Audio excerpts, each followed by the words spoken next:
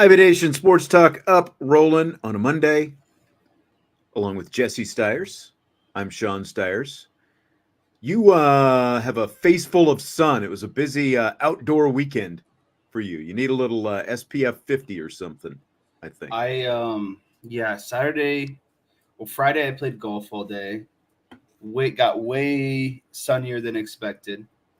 And then I think I threw 100. I was doing the math. I think I threw 150 pitches for an hour and a half in the dead heat on Saturday for the team I coach.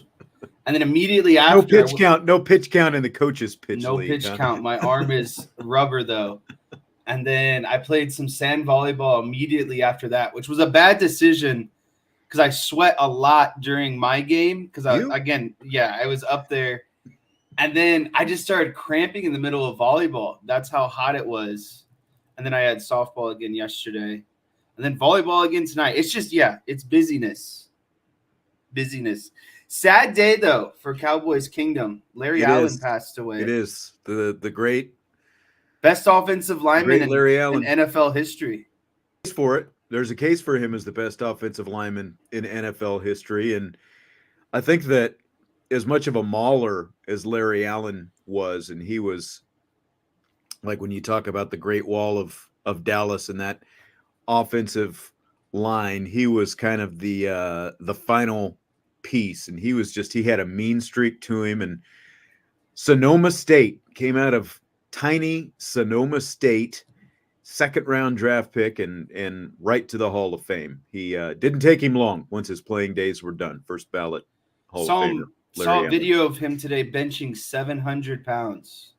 I think the most impressive thing that I ever saw, as much as, as much of a physical specimen and as he was, I'm sure that you've seen it. For some reason, someone was showing it last week, and then all of a sudden it's like they announced that he passed this morning on a vacation in Mexico at just 52. There was a ball. Troy Aikman was throwing a pass, and it was intercepted by a New Orleans Saints linebacker, and the linebackers, running down the sideline.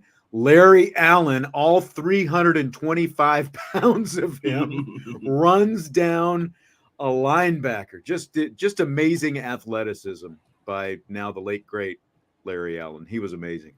I was watching another video, and they were talking about it was Justin Tuck was on. I think he was on the Dan Levitard show. They asked him, like in your career, who was one of the more impressive players that you ever went against? And he said Larry Allen. He said Larry Allen would come up to the line, and these were Emmitt Smith days, and he'd go whoop whoop, meaning that they were going to run right down your throat. Right. And Larry Allen was telling you what was coming, and they still couldn't stop it. Here it comes. They said that he was unmovable, an unmovable man. Yes. Tommy, flip on the NFL Network at some point. I would be surprised if there's not, with Larry Allen passing, if NFL Network sometime within the next 24 hours does not replay their show that is called The Great Wall of Dallas. I think it's one of their football life series about one of the greatest offensive lines, obviously, in NFL history. And Larry Allen was basically the centerpiece for that Great Wall of Dallas of the mid-90s. Basically, he was only there for the last of the Super Bowls. Super Bowl 30. He was drafted in 1994. Didn't quite make the first two, but he was, again, just a huge piece, literally and figuratively, of that last Super Bowl that the Dallas Cowboys won in 1996. Well, let's get to some Notre Dame conversation. It was a big Notre Dame weekend. Big quarterback weekend, first of all. We've got some things. We got a lot that we're going to talk about in this first segment, I guess. First of all, you had both Deuce Knight, 2025 Notre Dame quarterback commit, obviously, and Noah Grubbs, who committed over the weekend for the 2026 class, both in town for the Irish Invasion this weekend. And, there was like a video of them playing catch with each other. So you get the big commitment of Noah Grubbs. And obviously you and I are not huge recruiting guys. Ryan's going to be on tomorrow, and we'll talk some more specific quarterback stuff. But just, when you look at what Marcus Freeman, Chad Bowden, Gino Guidugli, you have to throw him into this mix as well, and now Mike Denbrock also. But Noah Grubbs, according to Rivals, the number 3 quarterback in the 26 class. Deuce Knight, the number 1 quarterback in the 25 class. C.J. Carr, number 4 in the 24 class, and then Kenny Minchie, number 11 quarterback in the 23 class. Those are Marcus Freeman's first 4 quarterbacks. You look at Brian Kelly's last 4 quarterbacks: Steve Angeli, Tyler Buckner, Drew Pine, Brendan Clark. Those were Brian Kelly's last 4 quarterbacks.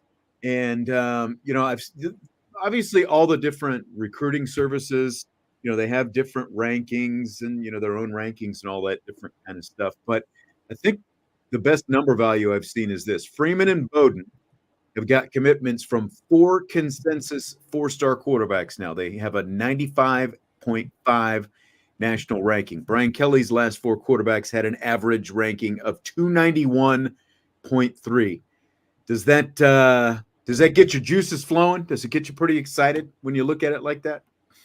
Yeah, it does, because, to me, the missing link on this offense, outside of some smaller things here or there, the biggest glaring issue is the overall quarterback play. Notre Dame hasn't had a quarterback to put them over the top and win them kind of the big games. They haven't had a Trevor Lawrence, a Jalen Hurts, a Tua Tagovailoa, just Justin Herbert, whoever it might be. They haven't had a difference maker at quarterback, and I would say it's one of the limiting factors overall on offense. And now that we haven't seen anything of Riley Leonard, but we know what Deuce Knight is in comparison to some of the names that you brought up, like Angeli and Buckner. We know what CJ Carr, how he stacks up and what he's done so far.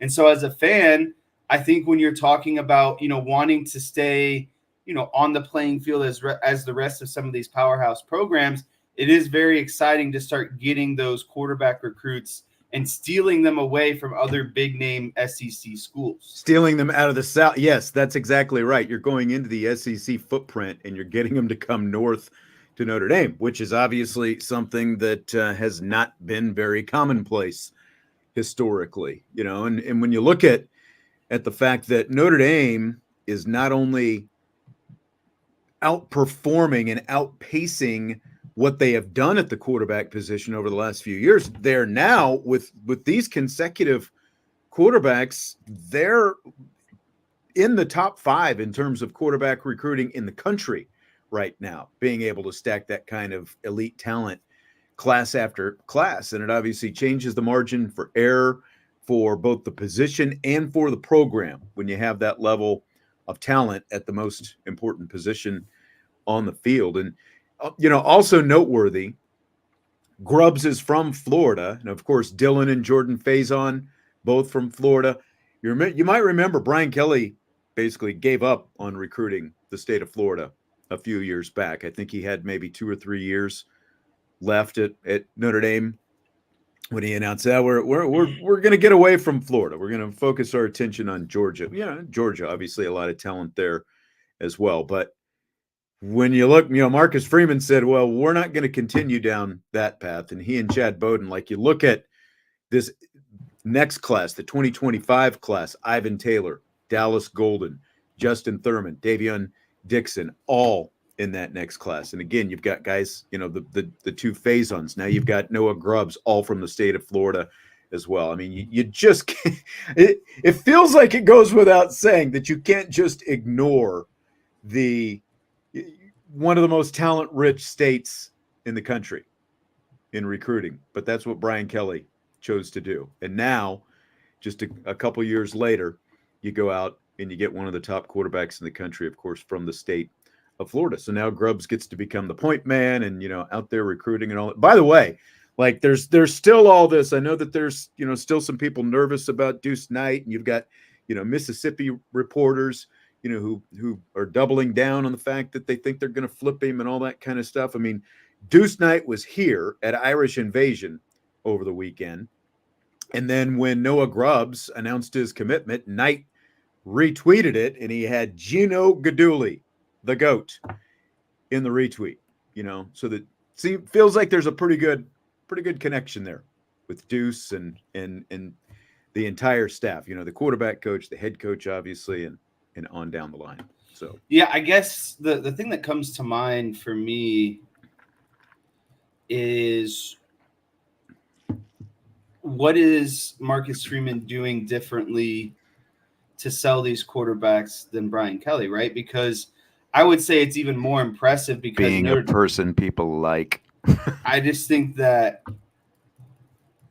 I don't know. I think it goes more than that. There's something that Marcus Freeman is doing. It starts with that, though. It starts with that because connection. they don't have a proven track record at quarterback. So, I mean, even if the coach is likable or not, a player is going to go where they believe they can best develop as a quarterback. So I think, as much as we talk about Marcus Freeman, I do believe that Gino Guidugli has a big factor in this. And that was spearheaded by Marcus Freeman actually creating, a quarterback coaching position. It wasn't just this all for one kind of lumped in position. I feel like that has to be something that's definitely contributing to this, is Gino Guidugli is setting aside time to specifically look for quarterbacks, recruit quarterbacks that are going to, fit this offense. And I think together they're doing a great job. And I think that's maybe, again, Brian Kelly lacks a lot of things, but not having a set quarterback, coach, I think is really kind of starting to show itself. Not having a set quarterback coach, I guess I think I'm missing that there, because Gino is obviously the quarterback coach. Yeah, that's what I'm saying. Brian Kelly didn't have that. Brian Kelly not having the set. Okay, gotcha.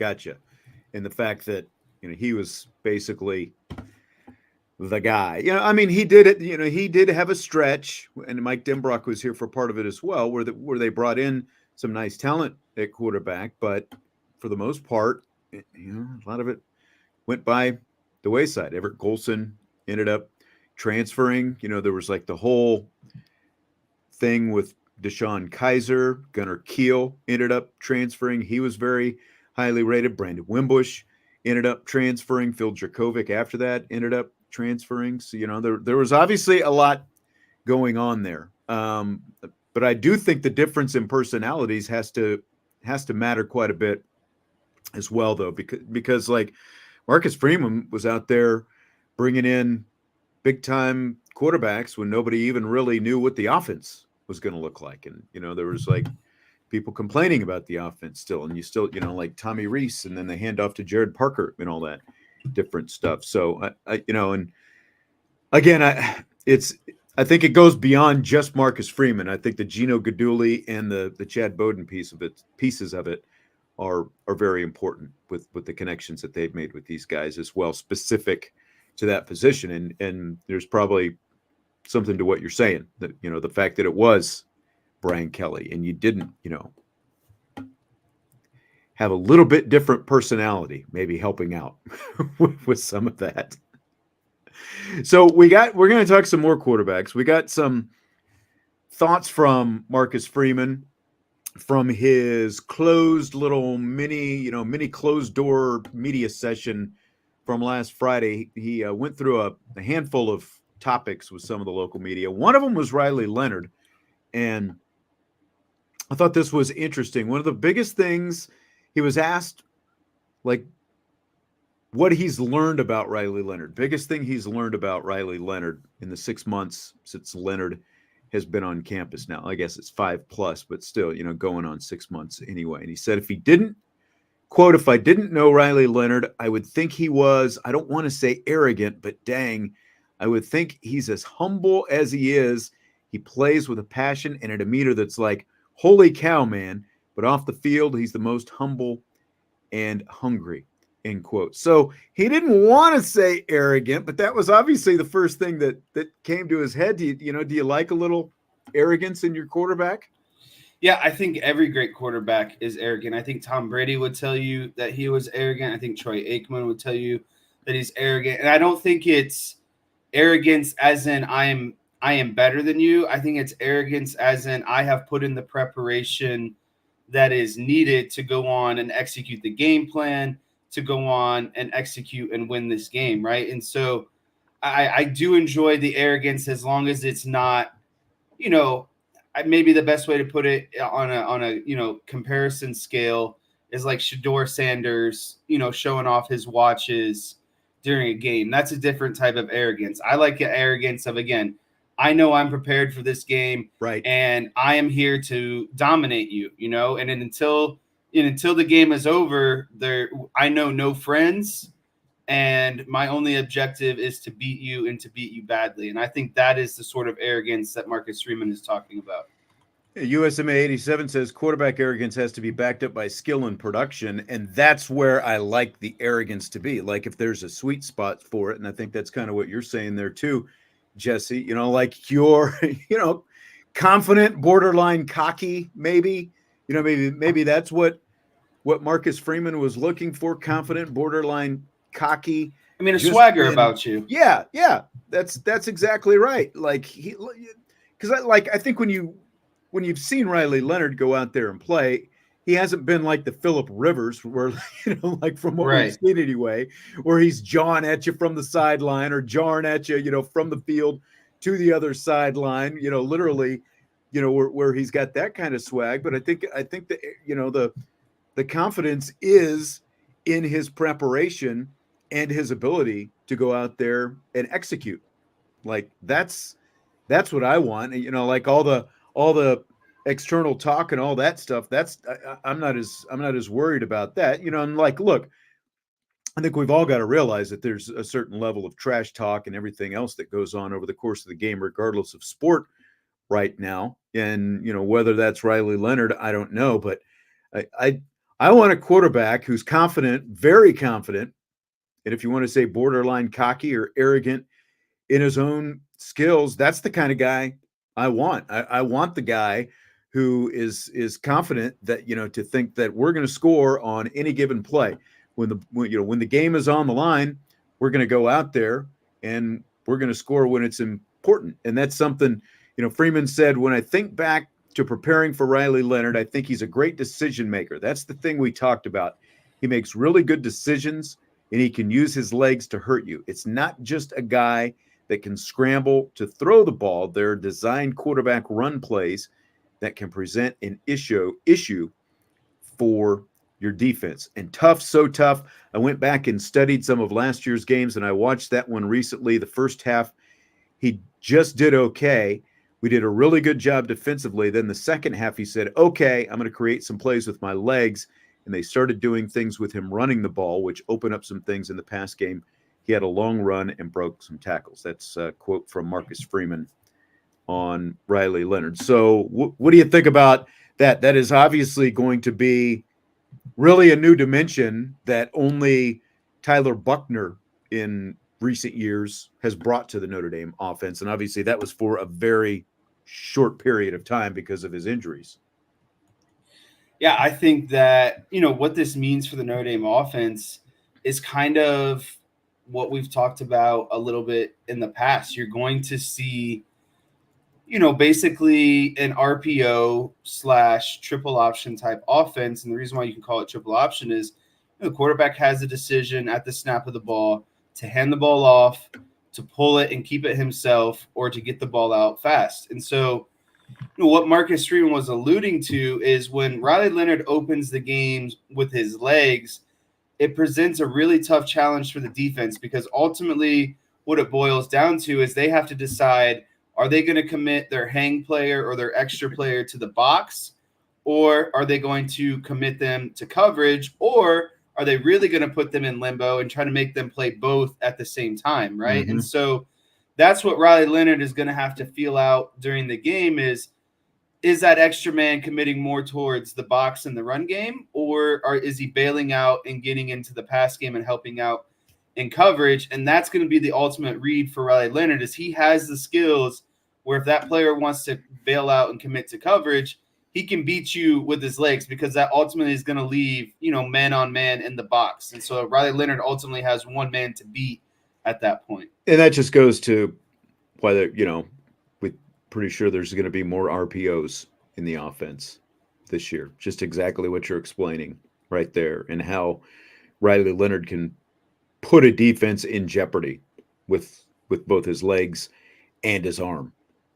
And it's pretty exciting. And I think the other part of it is outside of RPO stuff is now you have a really intelligent offensive coordinator who is able to scheme plays, around Riley Leonard. So you might give a look of, this is pass, pass, pass.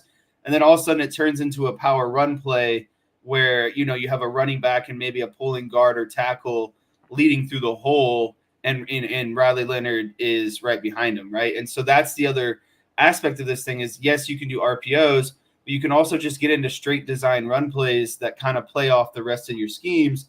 And that's what's going to be the exciting part of Mike Denbrock's offense. I think how he's able to fold Riley Leonard's run game into the offense will kind of largely predicate the overall fluidity of the offense, because that's a big dimension of Riley Leonard's game.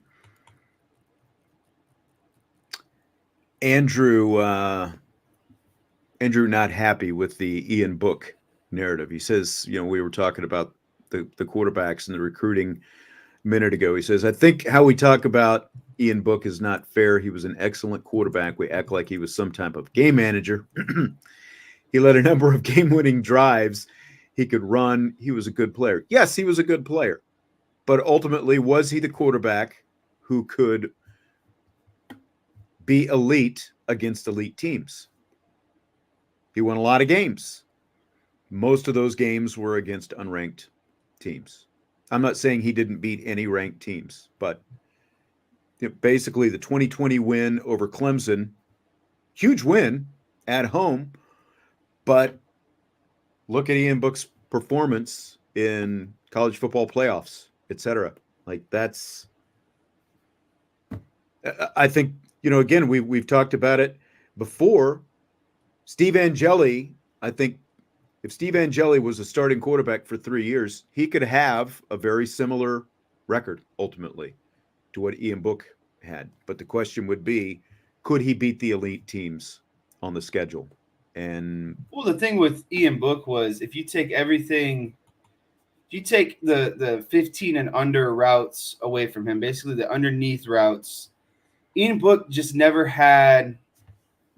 wanted to attack downfield. And I think that ultimately became his issue. And it's easy for defenses to really take away that underneath stuff and almost dare you to beat them downfield.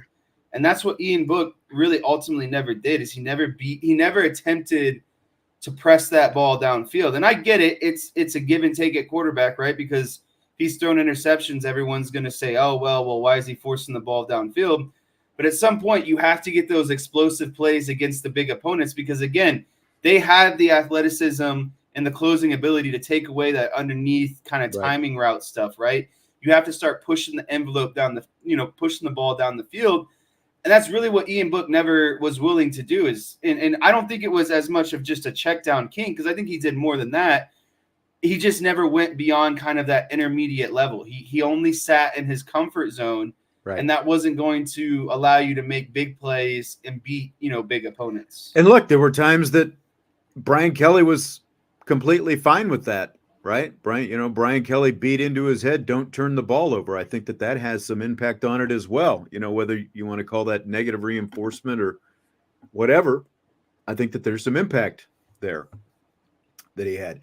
Ian Book was a really good quarterback. He was just not an elite quarterback. And that's what we're seeing from Steve Angeli when you talk about those check downs and is he going to throw it long and all that kind of, we're seeing some of the same things from Steve Angeli. I think that's why there's a natural comparison there.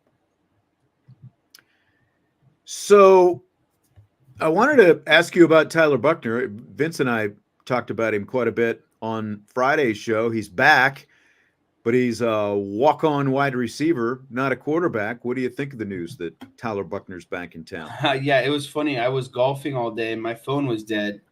And then when I plugged it in when I got home, I was like, oh, they had something interesting to talk about on the Friday show. But the thing that I saw first and foremost is a guy who loves to compete.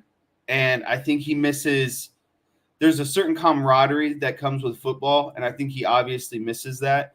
But what Marcus Freeman, the precedent that he has set with letting Tyler Buckner walk onto the football team, in my opinion, is this is a guy that's still ultimately going to work hard, right? Like you only bring on players if you know that they're going to be the model example of how you want to run your program. And so to me, this ultimately kind of shows Marcus Freeman's trust in Tyler Buckner and someone that's always going to work hard. He's going to give his 100%, and he's ultimately just going to enjoy being out there with his teammates. I don't think he expects any sort of playing time, any of that sort of stuff.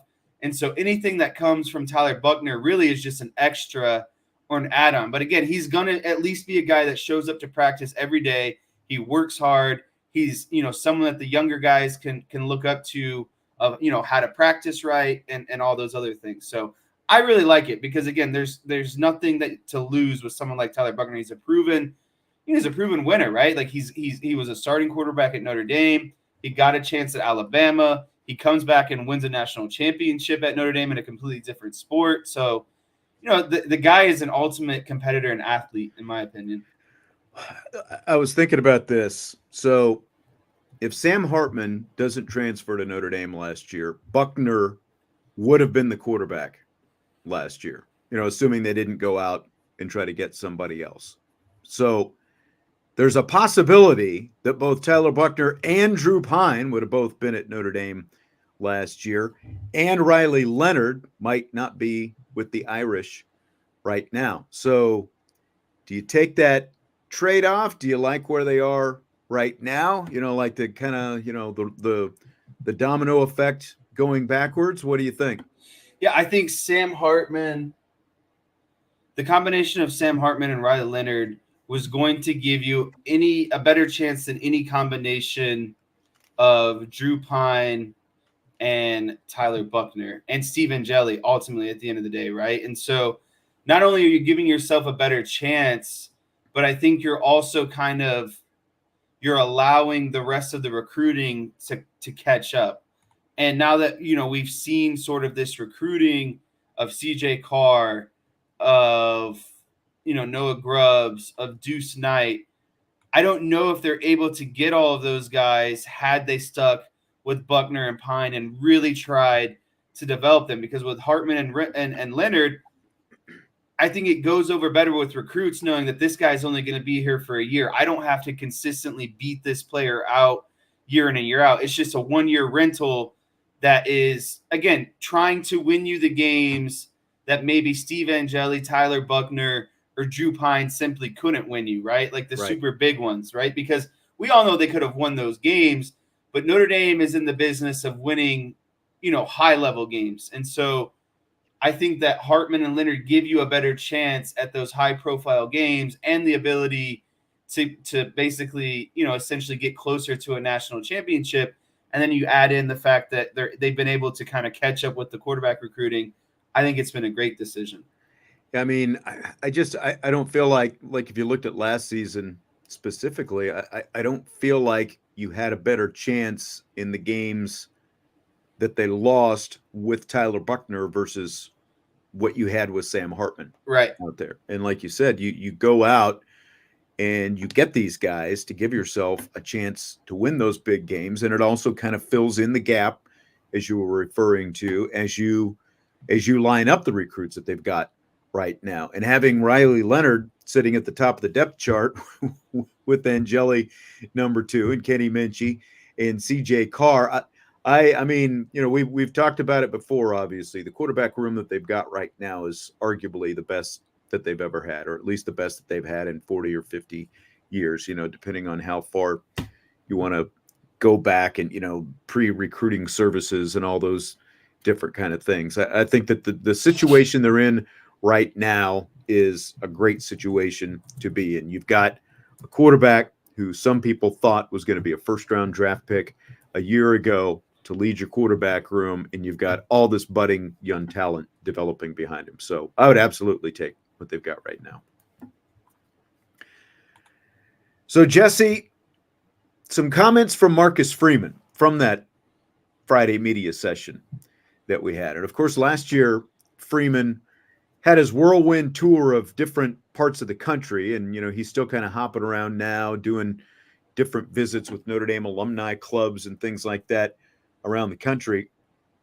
We've talked on this show before, whether or not this is a make or break season for him at Notre Dame. And it's interesting looking at the last 8 Notre Dame head coaches. Ara Parseghian, Dan Devine, Lou Holtz, all won national championships in their 3rd seasons at Notre Dame. Jerry Faust, of course, he didn't come close. Neither did Bob Davie, Tyrone Willingham, or Charlie Wise. Brian Kelly got to the BCS championship game in year 3, but he got blown out by Alabama. So Freeman said that every time that he goes on, to one of these Notre Dame alumni clubs around the country, he always hears about year 3 and the national championship and that kind of thing. So do you think there's anything, of actual importance to that year 3, or is that just kind of random fact of past history? What do you think?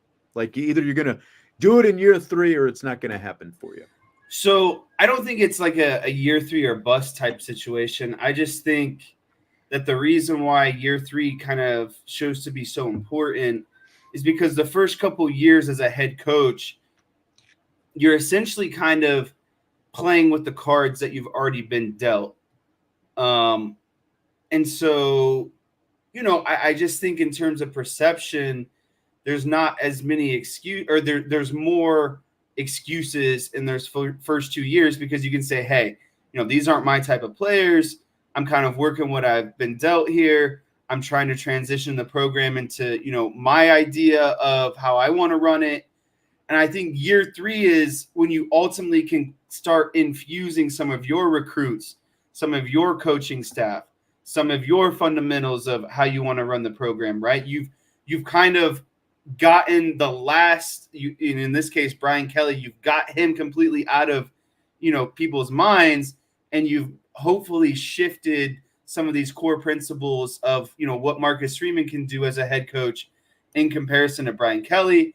And again, you start infusing some of your recruits, some of your players, some of your, your vision of how you want the program to be run.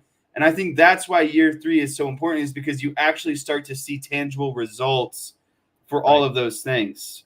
And I think that's what makes it so make or break, is because, those past excuses are now on your shoulders. There's nowhere else to kind of divert the blame if things go wrong. Because in year 3, again, you've done everything. You've kind of reestablished the program how you want. You have your players. You have, your vision of how you want things to run. And so there's less excuses to sort of go around. And I think that's why, it just naturally things click for really good coaches in year 3, because you've gotten all the junk out the door, essentially. Right. Whether or not that's a national championship, again, I think that is somewhat random. But the common denominator is what you're talking about. By year 3, you either have, close to 100% buy-in in your program, or you have something that's going the other direction. Either the needle is pointing in the right direction and is continuing to point higher, or you're going back in the wrong direction. Like whatever issues that Marcus Freeman has had in his first couple of years, you expect a lot of those things to be ironed out by year 3, especially for a young and previously inexperienced head coach like him. You just expect some of those things to be ironed out. And as we'll talk about here in a second, he continues to look at himself and figure out where he can make some of these improvements. I think that's the biggest thing, is what does the culture of your program look like in year 3? And what just from the mechanics of running your program, what does that look like? And some of those things that you pointed out, the fact that he's got his staff completely in place now. He's got many more of his own recruits completely in place now, which means you're going to continue, or you should anyway, to have more and more buy-in and just on down the line. I think those are the most important things. And as Sloppy Joe points out, I think this is actually a great point that is not brought up enough. The era of Parseghian and Devine and Holtz winning those championships is a completely different bygone era in college football. Sloppy Joe's saying they never had to deal with the playoff. Absolutely right. And remember, until 25, just a little over 25 years ago, there wasn't even a true national championship game.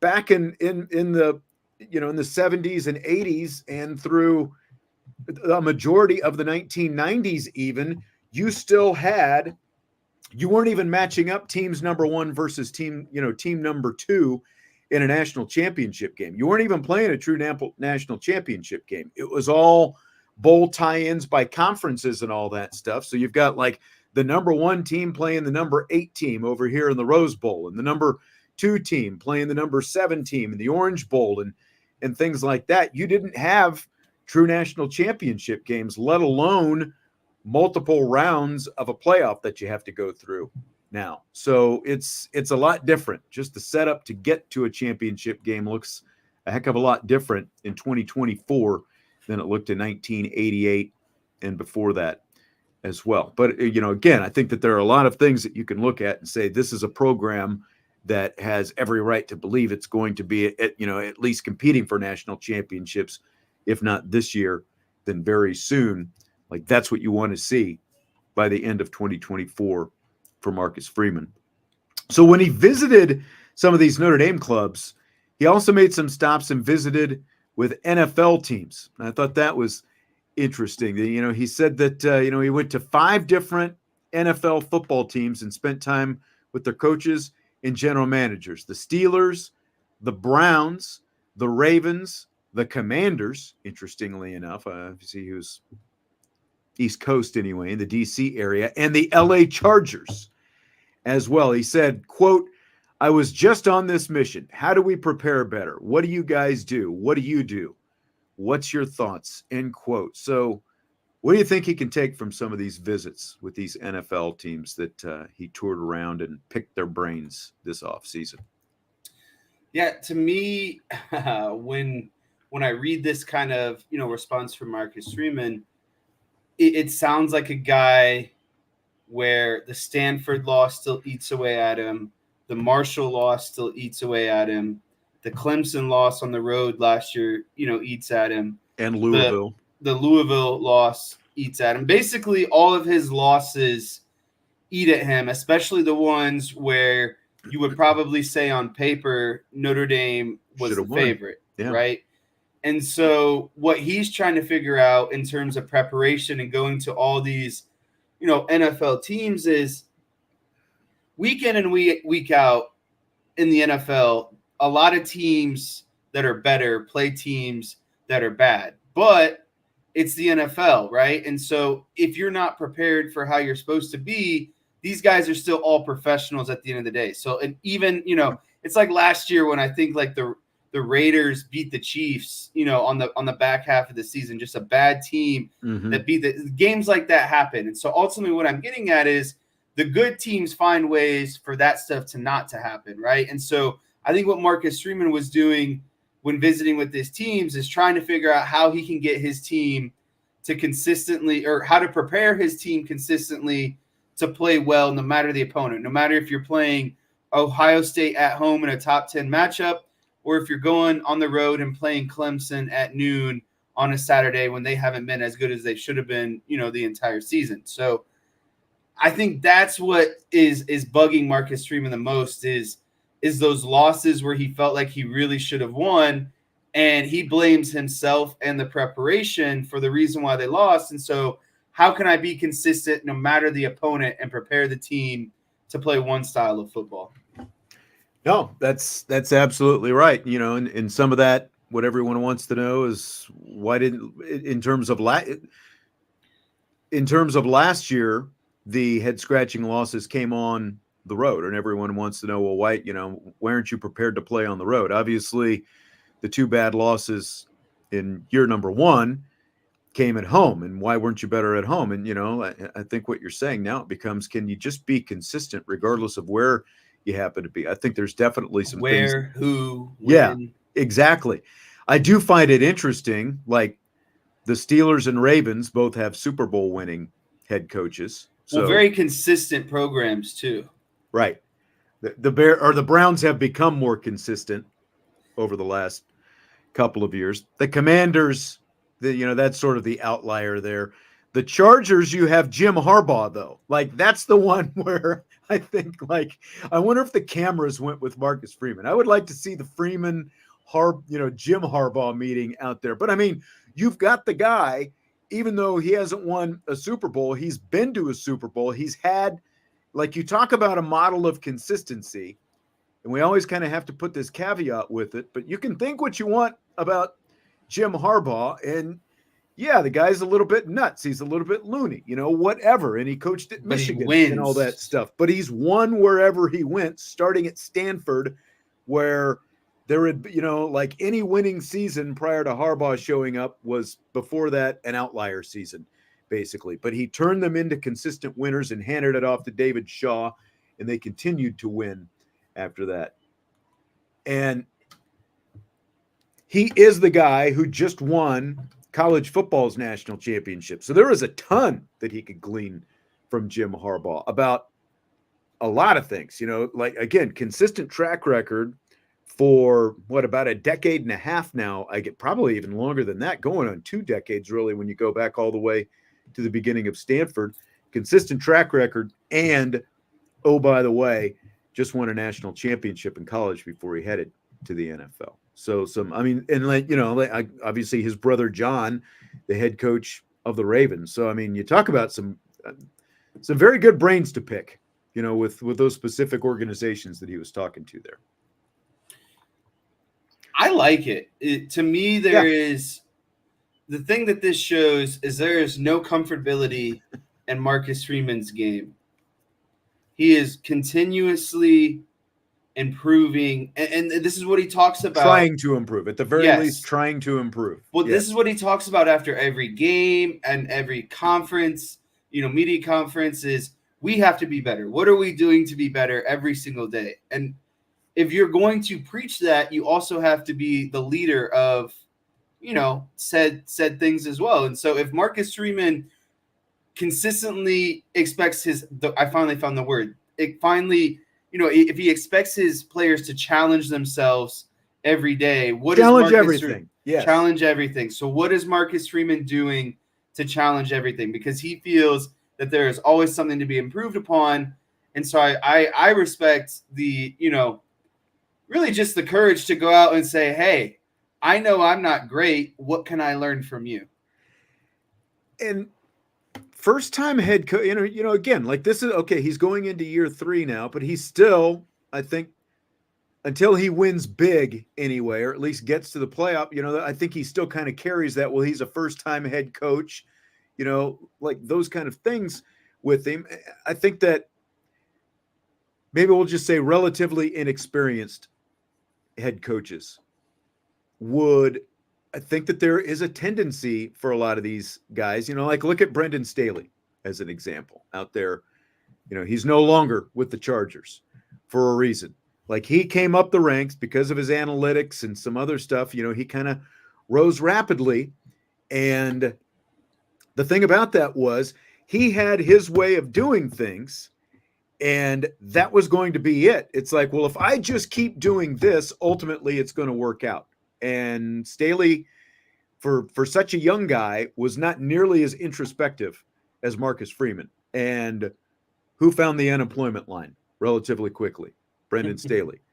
Whereas Marcus Freeman, just what you were outlining there, he is continuously willing to challenge himself in the way he's doing it. And he's not just beating his head against the wall saying, well, if we just stick this out, if we just keep doing it, ultimately it's going to work out. He's willing week to week over the course of a season, and obviously in the off season now as well, he's willing to, to kind of keep turning the microscope or the magnifying glass back on himself and look for answers, and not just thinking that he has the answer, that it just hasn't worked out yet. I think that's one of the biggest things for me. Agreed. So he was also asked in this session what he learned about going into Ohio State 2 years ago, kind of with the eye on similar situation. You're going to Texas A&M to open up the season, hostile road environment and all that kind of stuff. And here's the quote, kind of the end of the quote that he had. I don't know if it's because of my dad or because how I was raised. I use negative things as motivation, and I'm trying to change that. Why?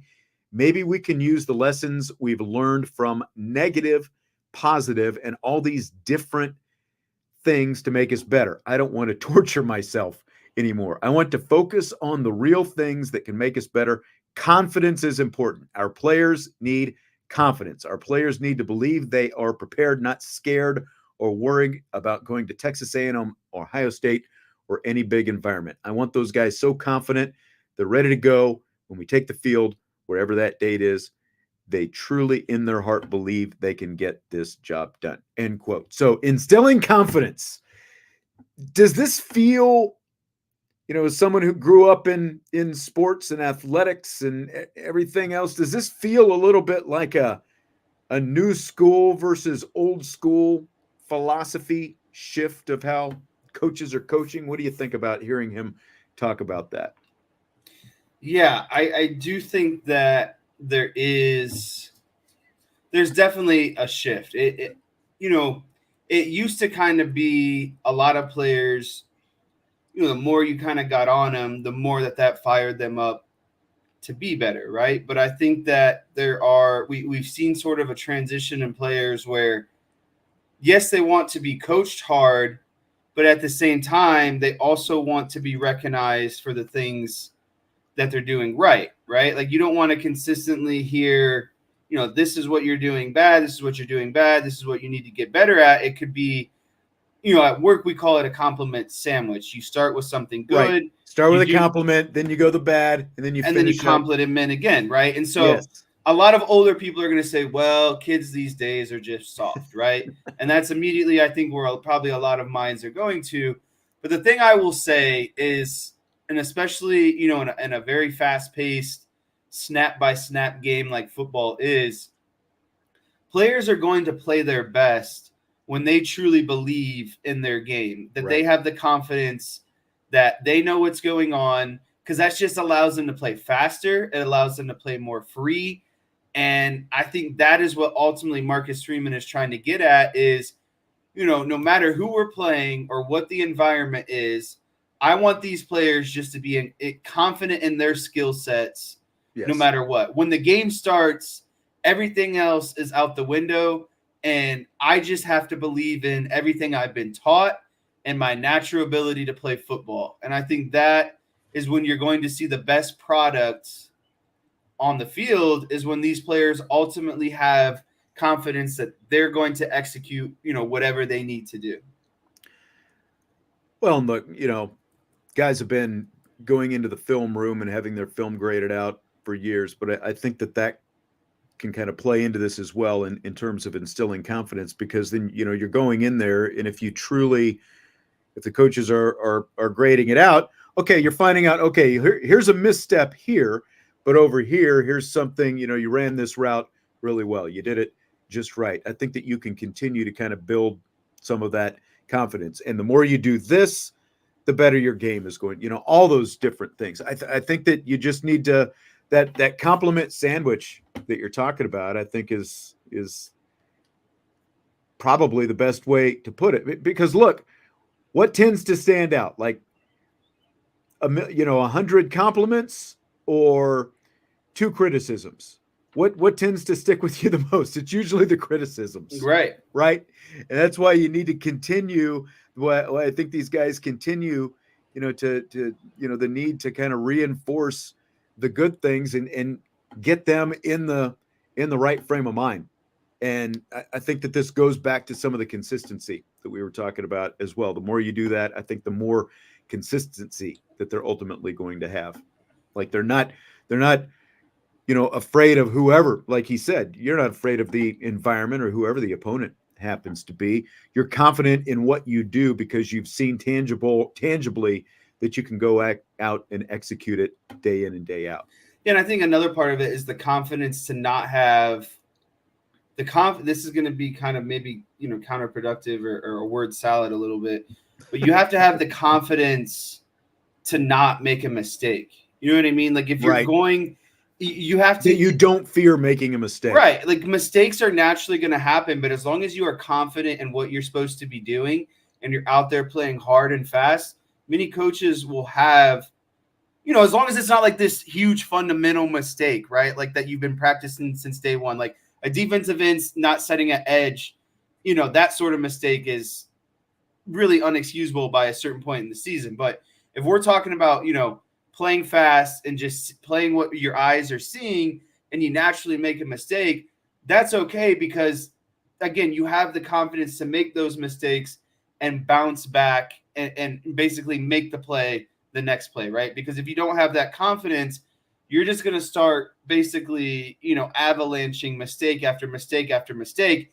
And that's really when it becomes an issue, when you don't have the confidence to kind of get out of the hole of a bad play. Right.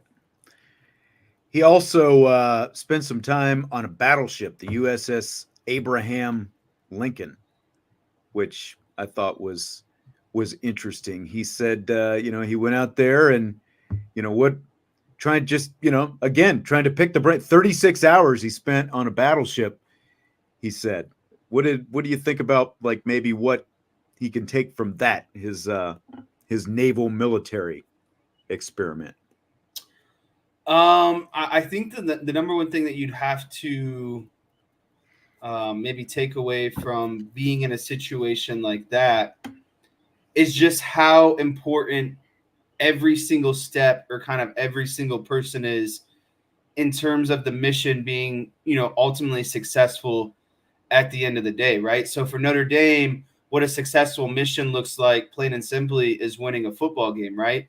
But how do you get to winning a football game is just like, how do you get, 5,000, naval members to do their job and execute, that the ship is moving along, submarine is moving along, and everyone else is accomplishing their mission for, whatever that mission is that day for the Naval Academy. But I think when you start looking at it at the Naval Academy, it's such an intricate process of step by step by step by step. And that's how, again, a large part of football is. It's a chess match of, we need to do this right in terms of, let's not turn the ball over. We need to do this right. Let's stay disciplined and not commit, offside penalties, false start penalties, personal foul penalties, that sort of stuff. And so the ability for everyone to execute under, great levels of discipline is a thing that I think Marcus Freeman could really learn from that situation. Yeah. Now, a correction here, as Joe points out, the USS Abraham Lincoln is an aircraft carrier.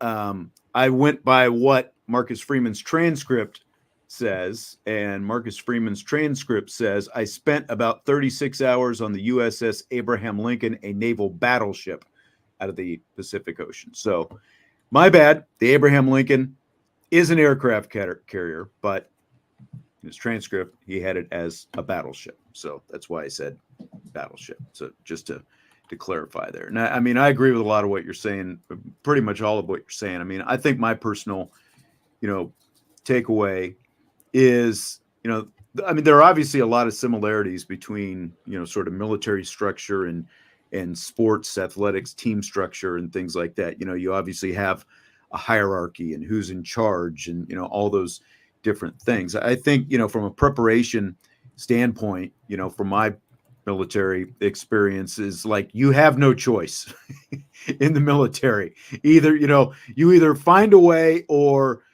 the results are probably going to be pretty dire. You literally find a way no matter what, starting with basic training, boot camp, depending on which branch that you like. Every task is literally pass or fail. There is no in between. You're either prepared for whatever your job is, or, again, the results are going to be pretty drastic.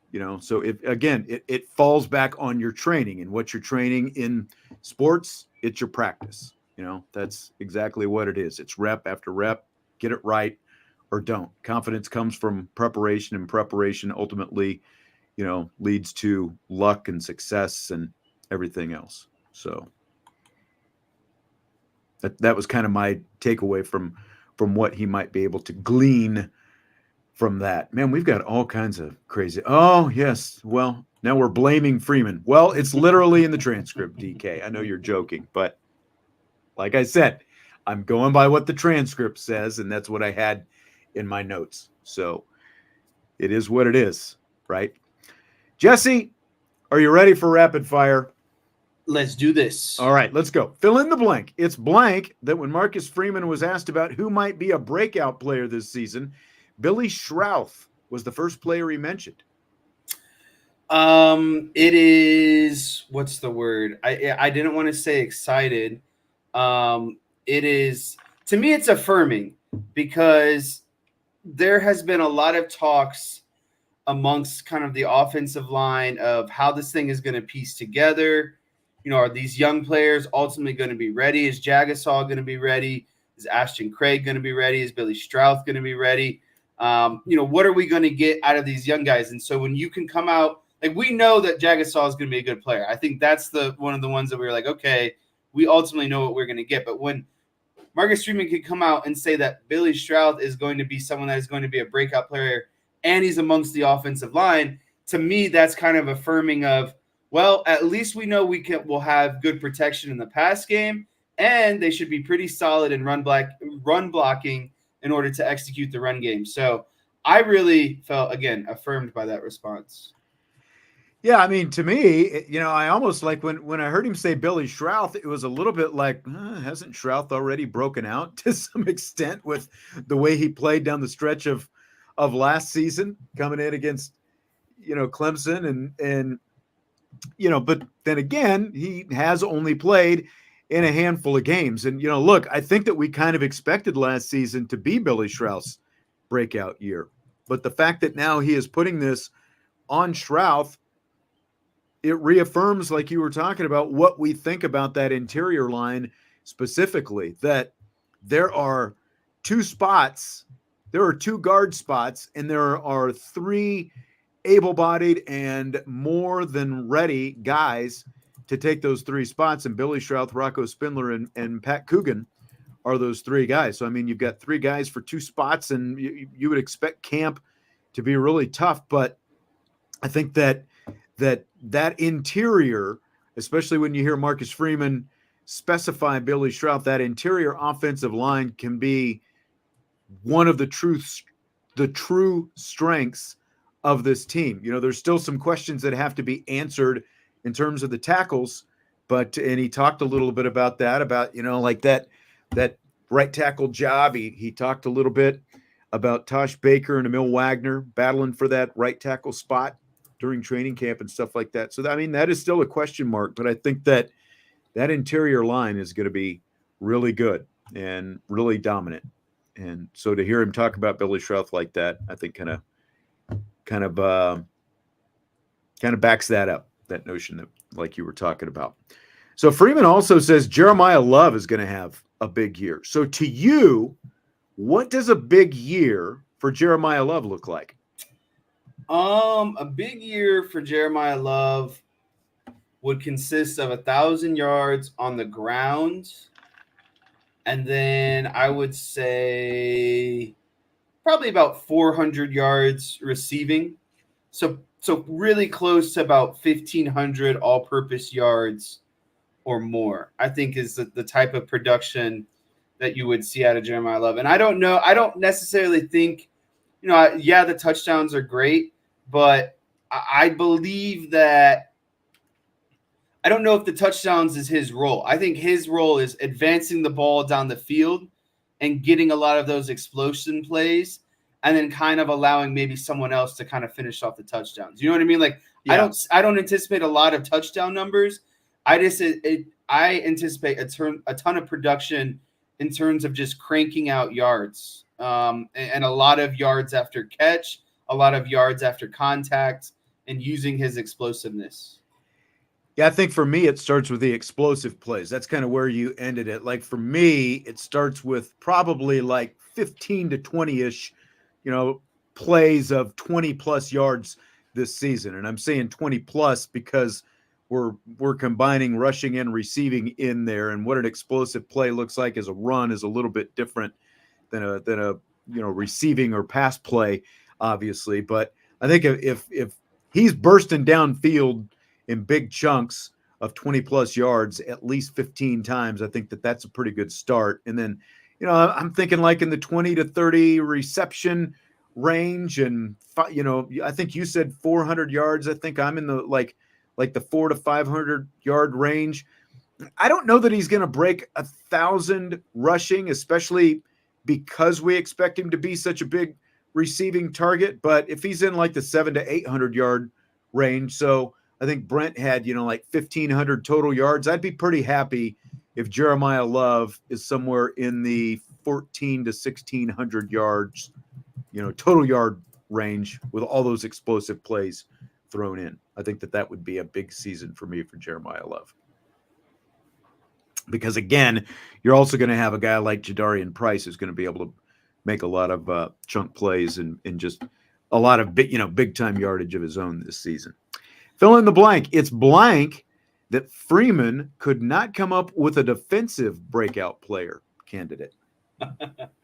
That's exciting to me because I think a lot of people would say, or might be, fearful of that response. To me, that indicates that the entire defense is just kind of like ready and strong. And I think that they have multiple kind of guys who are not necessarily ready to break out, but kind of ultimately ready to show you, who they are and why they're going to be a starter this year. So again, to me, that is a very exciting response from Marcus Freeman, because again, it shows that there's not just one player that's really good on this defense or has the potential to be really good.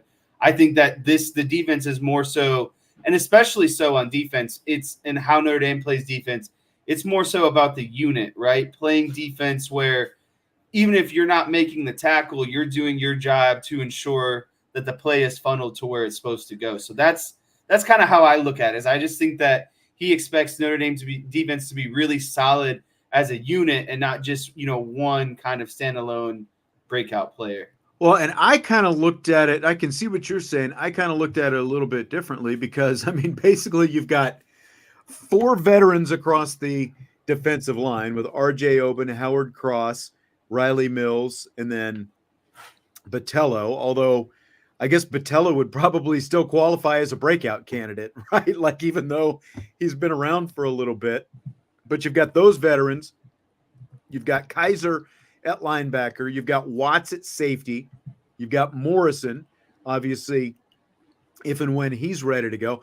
So that's already 7 of 11 guys on the defense right there. You got Rod Hurd coming in from Northwestern. You got Jordan Clark from Arizona State. It's like both of those guys have been there. Really, like, there aren't a ton of options, really, when you think about it. Like, you've got Drake Bowen, you've got Adon Schuler, you've got Jaden Mickey, you've got Christian Gray, Jaden Osbury, and they all played pretty well in flashes. Like, if I was going to make my pick right now, I'd probably go with what Big Dad Energy there said and just go with Christian Gray as my breakout candidate. But maybe you're right. Maybe it's because, like, there's so many guys that he wasn't ready to single one out, because you do have so many young guys potentially ready to step up and maybe be that guy this year.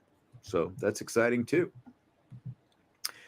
So the Chicago Bears are doing the training camp edition of HBO's Hard Knocks this summer. The Giants are doing the first off-season Hard Knocks beginning in about a month.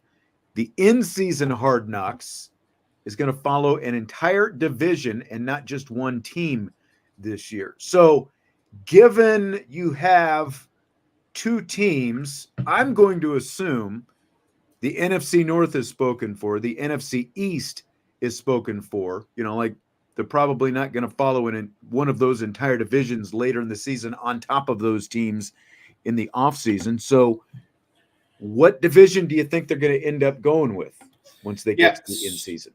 So I would immediately throw away the NFC South, the Buccaneers, Saints, Falcons, and Panthers. That doesn't do anything for me, especially in season. 49ers, Rams, Seahawks, Cardinals. Again, there's a little bit there, but nothing really interesting to me. To me, the 2 kind of finalists are the AFC North, and I just like the Ravens, Browns, Steelers, and Bengals because of how competitive that division is. And I really feel like those teams, like, those are true rivalries in football to me. None of those teams really exceptionally care for each other. But I'd have to go with the AFC West because you have the 2-time defending Super Bowl champs. How do they handle, the 2-peat?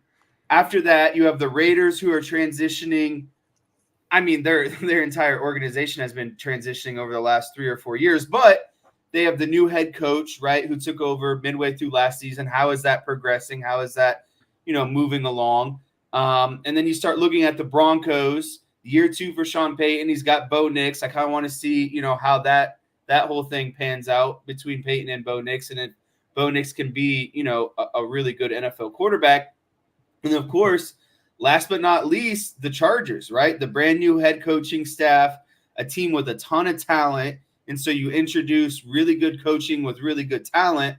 How far can their season take them? So I just think there's a lot of different kind of storylines that you could follow in that division on top of some really good football teams as well. So that's where I would end up.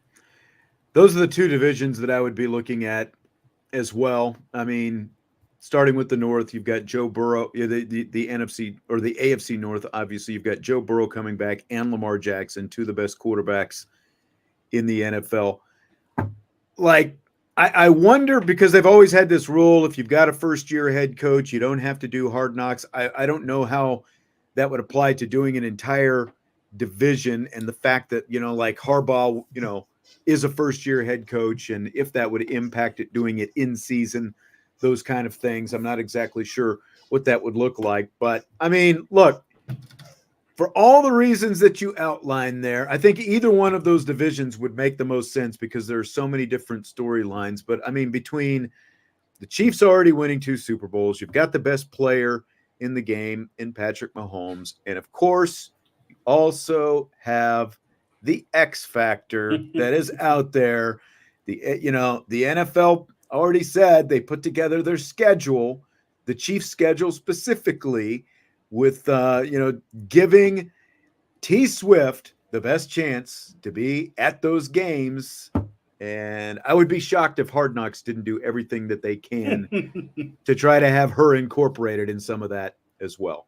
I mean, it's just more eyeballs. That's exactly right. Whether you want it or not, they're going to force it down your throat at this point. Speaking of Hard Knocks, fill in the blank. It's blank that Netflix is expected to announce a similar behind-the-scenes SEC football series that's going to air this season as well.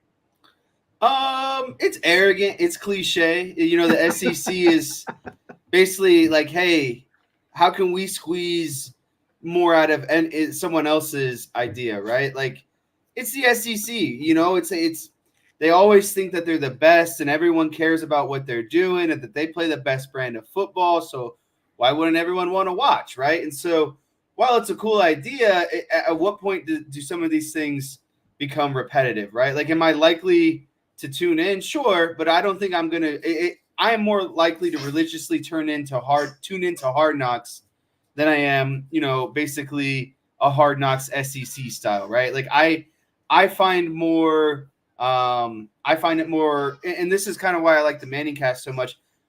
I like – talking about professional football. There's a reason why they're professionals. I like seeing behind the scenes of professionals because they're the best of the best, right? And so while it would still be kind of cool to see some of this inside the SEC stuff, it just doesn't do it for me quite like Hard Knocks does. Are you babysitting or like what's No, it's just playtime with the squeaker toys. It's the dog squeaker toy. That's what it almost sounded like a baby crying in the background or something, or just cuckooing back there. I didn't know what was going on. Yeah, I tend to agree. Like how much interest there's going to be, and this is going to be one of these kind of like, what the in-season Hard Knocks where they're following a whole division. It sounds like they're going to kind of jump around the SEC and do a lot of, multiple teams and stuff like that. I don't know how interesting. It's like outside of like 3 or 4 schools, I really don't care about the rest right. of them.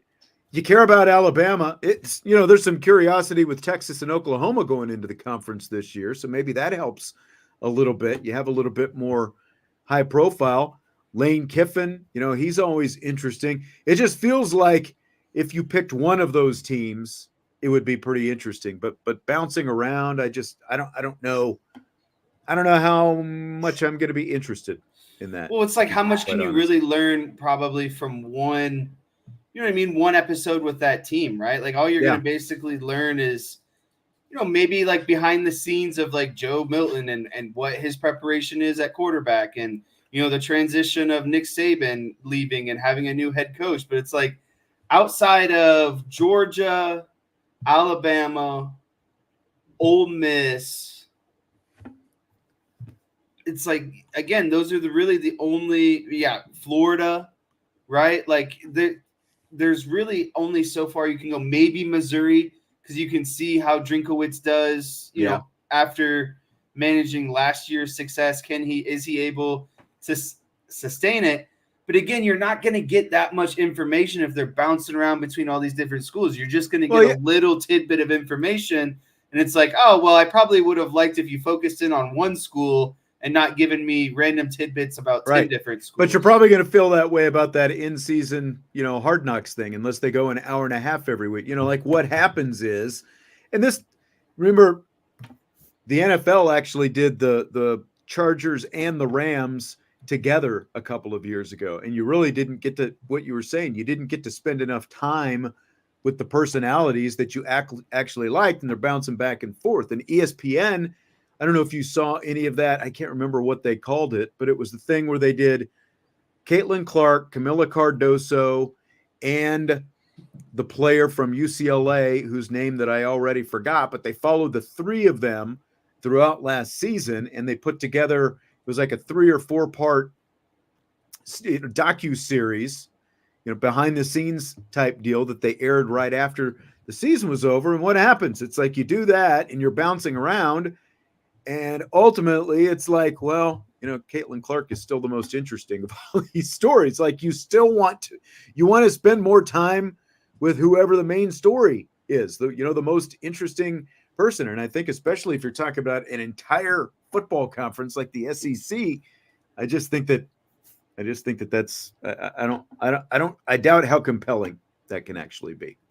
Whereas like Notre Dame, you're going to be with Notre Dame all season in their Peacock series, whatever it happens to be. Brent says, how many new teams are joining the SEC? It is just Oklahoma and Texas this year.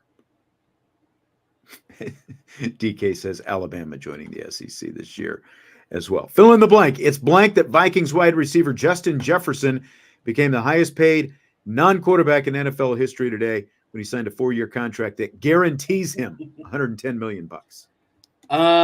It is scary, and it's scary for selfish reasons, because it's going to lead me down the Cowboy road. It's gonna take you right there. It's gonna take you to the Cowboys are gonna have to break the bank to pay CD, right? Well, not only that, but at the end of this season, they got 3 big names on their radar that they have to maybe pay, maybe cut ties with. CeeDee Lamb is 1, Micah Parsons is 2, and Dak Prescott is 3. And so when you're talking about, to me, the no-brainers is you got to find a way for CeeDee Lamb and Micah Parsons to come back, right? But that's going to involve a lot of money now that the market has been officially set by Justin Jefferson. And whether you want to acknowledge it or not, Justin Jefferson and CeeDee Lamb have pretty much identical stats at the wide receiver position in terms of receiving yards, receiving touchdowns, maybe a few less games played. For a season, right? For a season, is that what we're talking about? No, for their entire career. Okay. As NFL wide receivers, these guys have, CeeDee Lamb has more touchdowns. CeeDee Lamb has more receptions. Only thing Justin Jefferson has on him is like 600-700 more yards, right? So I guess what I'm getting at is a lot of people just want to talk about Jamar Chase and Justin Jefferson.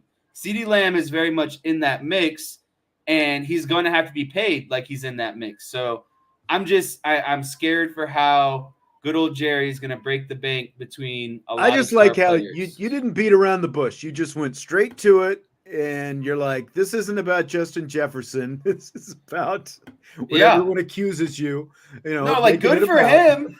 Good for him. But how this affects me is really he's just set the market. All you can say is that he set the market. And so if you have an elite wide receiver on the team that you cheer for, and his contract year is coming up, this impacts it, because even if he's not as good as Justin Jefferson, you can still basically run the numbers and compute what you think you should get based off the Justin Jefferson contract, right? Yeah. And so again, if CeeDee Lamb is producing just as much as Justin Jefferson, he's going to be asking for a pretty similar contract. Every time, doesn't matter position. Every time somebody gets a record contract, it sets the market, and the next guys in line want it. That's just what it is. Salary cap era, and this goes back to something that I don't think that the quarterback should be part of the salary cap. I think that needs to be its own structure in the NFL, because you pay the quarterback, and then can you pay the rest of the team? There's only so much you can do. Look at the Chiefs. They have gone the other way. They obviously paid the quarterback. And people, they want to cry about the lack of receivers. I mean, they've just won 2 freaking Super Bowls without Tyreek Hill. What, they didn't have to pay the wide receiver. So I think you can make it if you actually have a good draft strategy and you know what you want to do. They've also obviously built from the defensive side as well, but I don't know. I think you're absolutely right. But in terms of Justin Jefferson, is he's a cheat code is what he is. He's great. I wonder if he's actually going to bring them the value of that contract with a rookie quarterback now. So that was the thing that really intrigued me, I guess, if you want to put everything else to the side, is you're really going – I think you're setting yourself up for lofty expectations when you don't have answers necessarily at who's getting the ball to Justin Jefferson. I know you took McCarthy, and that's who you want to be the quarterback, but he still has to get the ball to him. Mm-hmm. And I don't know how much I trust McCarthy's downfield explosive pass too. And that's Justin Jefferson's game. And so it's I really don't. And there was rumors about shopping him around, maybe letting him sign elsewhere because of the money that he would demand. You're ultimately kind of doubling down on everything that you've done in terms of re-signing Jefferson and believing that McCarthy is going to at least be the guy to get him the ball and keep him satisfied. And look, we've all seen it before. The receiver becomes the tail that starts wagging the dog at some point. When you've got a veteran receiver like that who's making more than any receiver now in NFL history and a rookie quarterback, things don't go right away. That could get pretty ugly pretty fast there in Minnesota. Right. So the mayor of London wants to bring major events like WrestleMania and the Super Bowl to his city. Buy or sell the Super Bowl across the pond? That's a huge sell for me. The Super Bowl belongs in the country in which football was originated in, and that is going to be my pride, essentially, right? I don't think you could take the World Series and be like, let's just go off and play it in a random country. Unfortunately, all the NFL cares about is if it makes more money, right? And so if they're able to prove that for some reason a Super Bowl, overseas is able to produce more money than a Super Bowl in the United States, well, they'll immediately do it and they won't think twice about it. Do I think that's what the fans deserve at the end of the day? No, but again, it's not about what the fans deserve. It's about what's going to make the most money. Yep. Differing opinions. Some say buy, some say sell. Andrew says London is a great city, highly recommend it, nicer, cleaner, and cooler than New York City. I mean, for my practical purposes, what difference does it make? Because I'm always going to watch it on TV. I'm not going to be at the game because, the tickets to the Super Bowl cost a gajillion bucks unless someone's actually going to throw me a couple of tickets, and I don't see that happening anytime soon. So what difference does it make exactly where it's played? But the other side of that is the Super Bowls tend to be given to cities who are investing in the NFL by building new stadiums. That's one of the rewards of building your new stadium is you get the Super Bowl. What has London done other than have the Jacksonville Jaguars come over there and play a couple of games, a game or two every year?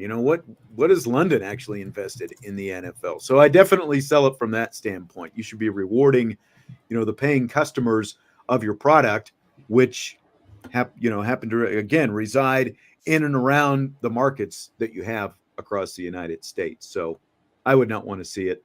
I would not want it to be over there for that reason. But again, like when it comes right down to it, I'm just going to watch on TV no matter what. So what difference does it really make one way or the other to me? All right, well, that's going to do it for tonight. We got a lot in today's show. We got a lot coming up on tomorrow's show as well. We're going to start the show with our old buddy RJ Abatia, who covers USC football. We'll get his take on that whole Notre Dame USC series going forward and a lot more on USC football, kind of what they look like coming out of the spring. We'll do that. And he'll actually be on live tomorrow as well. I know some people complain about the pre-recorded guests. So RJ will be on live at 5 on Tuesday's show. Ryan Roberts will be in after that as well. He'll have some live recruiting stuff that we'll be talking about. And then Jesse will be live sliding in for rapid fire to wrap things up on tomorrow's show. So we've got a lot going on tomorrow. Yep. Vince out there slacking once again, chasing around camps or something. I think he might be like commencement or something tonight. Does that sound right? I don't know. I don't either. Can't keep track of him. All right. Appreciate you being here tonight. Hit that like button before you leave, and we will talk to you tomorrow on IB Nation Sports Talk.